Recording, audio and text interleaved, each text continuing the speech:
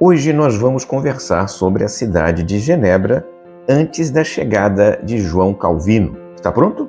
Então vamos lá.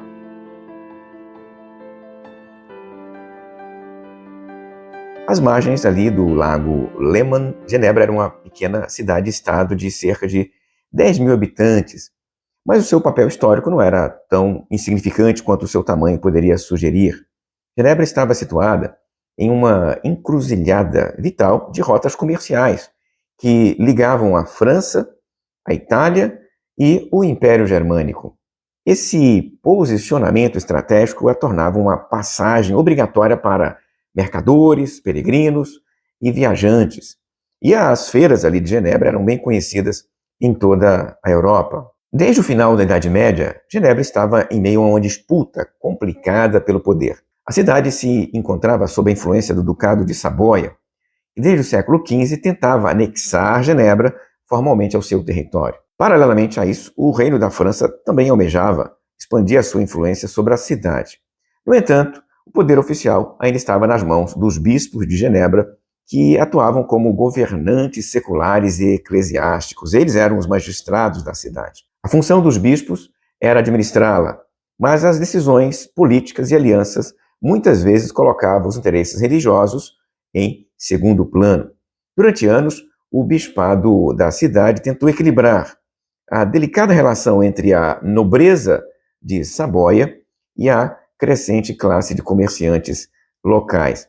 E isso gerava tensões internas. Culturalmente, Genebra era um caldeirão.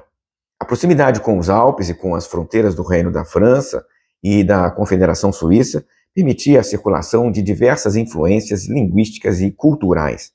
O francês era amplamente falado, mas havia ainda um influxo de italianos, de alemães, especialmente mercadores e artesãos que traziam novas ideias e práticas comerciais. A cidade também recebia viajantes estrangeiros, incluindo intelectuais, humanistas e clérigos em busca de reforma. Essas interações ajudavam a difundir ideias renascentistas, também críticas às práticas eclesiásticas tradicionais e algumas perspectivas filosóficas modernas, para a época pelo menos. A economia da cidade de Genebra, embora próspera em alguns setores, tinha os seus desafios. A cidade vivia um contexto de crescente desigualdade social, com uma elite comercial rica, mas ao mesmo tempo uma população de trabalhadores e pequenos artesãos que lutavam apenas para sobreviver. Isso, é claro, fomentava descontentamento e fortalecia o desejo de alguma mudança. No centro deste caldo cultural, político e econômico, surgia um movimento autonomista que se refletia nas ações do Conselho Municipal, conhecido como Conselho General. Esse órgão era formado por cidadãos que, insatisfeitos com o domínio de Saboia e até mesmo a corrupção dos bispos, começaram a lutar por autonomia política e por liberdade religiosa. A partir da década de 1520, o cenário religioso se tornava ainda mais agitado. As críticas à Igreja Católica estavam crescendo em Genebra, influenciadas pelo movimento reformador que ganhava força nos territórios vizinhos.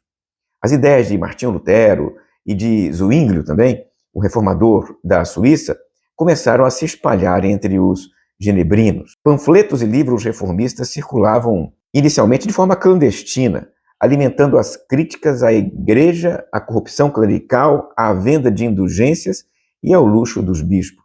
Apesar de o catolicismo ainda ser a religião oficial, havia uma crescente simpatia pelas ideias reformistas, principalmente entre a classe mercantil e alguns membros do Conselho Geral. Em 1526, um marco importante para Genebra foi a assinatura do Tratado de Friburgo, em que Genebra buscou se proteger da ameaça de anexação pelo Ducado de Saboia, firmando uma aliança com Friburgo e Berna, duas cidades da Confederação Helvética.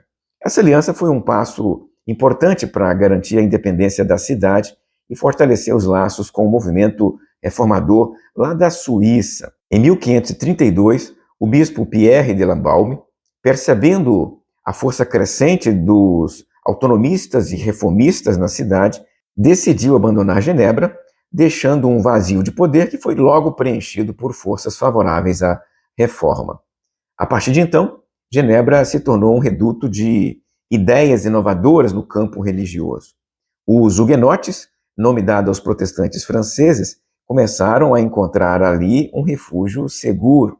A cidade já estava, na prática, se afastando da órbita católica e os huguenotes, juntamente com reformadores locais, como Guilherme Farel, que chegou ali à cidade em 1533, começaram a desempenhar papéis importantes na disseminação das ideias reformistas. O que percebemos então é que Genebra, antes mesmo da chegada de Calvino, era uma cidade em crise, uma crise política, social, cultural, mas mais do que tudo, uma crise espiritual. Ela passava por uma transição de uma estrutura medieval para um modelo de autogoverno, e este movimento foi alimentado por um desejo também de liberdade e autonomia religiosa. O contexto de disputas entre o Ducado de Saboia, a influência francesa, as tendências reformistas, tudo isso criou uma atmosfera de angústia e ansiedade ali entre os habitantes. Quando João Calvino chegou então em 1536, ele encontrou um terreno fértil para a reforma. E a sua influência vai moldar Genebra não apenas como um centro religioso, mas também como um ícone do pensamento reformador e da resistência espiritual na Europa. Se você gostou desse vídeo, inscreva-se no canal e compartilhe o vídeo. Mas o mais importante é o seu like. Não custa nada e é provável que você ainda não tenha dado like. Mas eu preciso que você entenda que isso é importante para que o YouTube compartilhe e divulgue este conteúdo. Já deu like? Muito obrigado. Aproveite também para divulgar 2 cursos EAD. Um é Escatologia e o outro é Interpretação Bíblica. Eles aparecem na tela para você. É só apontar o seu celular para o QR Code e se inscrever. Do outro lado, eu tenho 2 sugestões de outros vídeos para você assistir. Até a próxima, se Deus quiser.